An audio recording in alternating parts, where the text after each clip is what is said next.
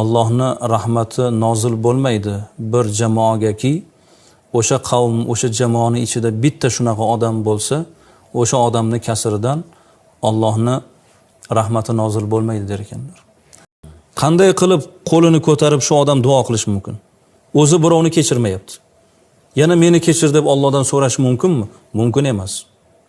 Silay rahmni uzish bu gunohi kabir. Payg'ambarimiz alayhissalom bir kuni sahobiylarga suhbat qila turib aytdilarki, oranglarda qarindosh urug'i bilan gaplashmaydigan odam bo'lsa turib chiqib ketsin dedilar.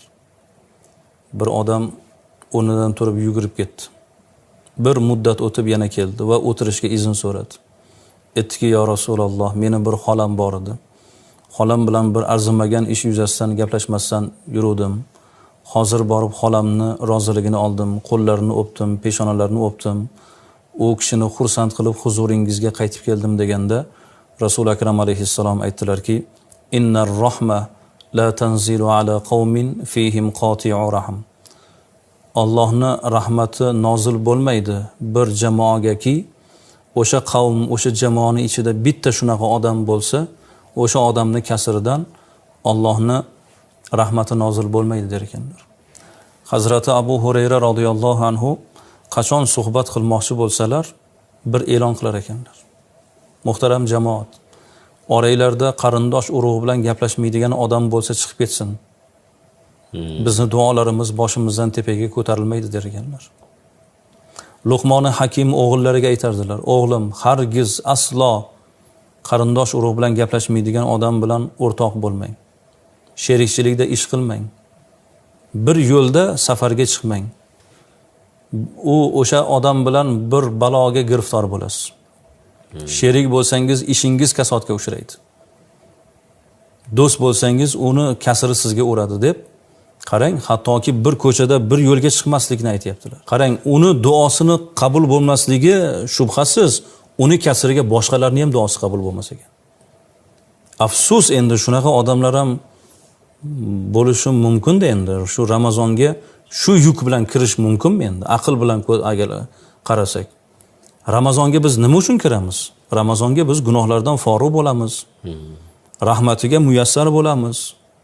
Allohning huzurida daraja topamiz deb kiramiz. Qanday qilib qo'lini ko'tarib shu odam duo qilish mumkin? O'zi birovni kechirmayapti. Yana meni kechir deb Allohdan so'rash mumkinmi? Mumkin emas. Mana shunaqa odamlar ulamolar aytadiki, duo qilmasin deyshadi. Birov bilan arazlashib, birov bilan gaplashmay yurgan odam qo'lini ko'tarib duo qilmasin deydi. Allohni masxara qilyapti bular deydi. O'zi birovni kechirmayapti. Lekin o'zini kechirishni so'rayapti. Yana o'zini kechirishni Allohdan so'rayapti. Bu mantiqqa ham to'g'ri kelmaydi. Shuning uchun hali ham kech emas. Mabodo mana Ramazonni mana shu kunida ham murosaga kirish uchun kamtar bo'lish kerak-da. Sal o'sha kibrdan yuzi o'girib, kamtarlikni ushlab, Allohning ajridan umidvor bo'lib, qarindosh urug', yori birodar, qo'ni qo'shni bilan agar shunaqangi bir rishta uzilgan bo'lsa, hali ham kech emas. Ramazonda inshaalloh shu murosani, shu silani o'rniga qo'yib, keyin Alloh meni kechir, endi men nimaiki bo'lsa bandalaringni kechirdim, sen meni kechirgin desa, bu inshaalloh o'rniga tushadi. Yana aytamiz, mana shu oyda biror bir arazlashgan odam qolmasligi kerak.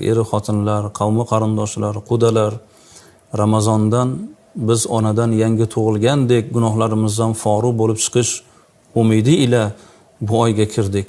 Yelkamiz tog'dek keladigan gunohlar bilan kirdik bu oyga. Alloh taolo kechirsin.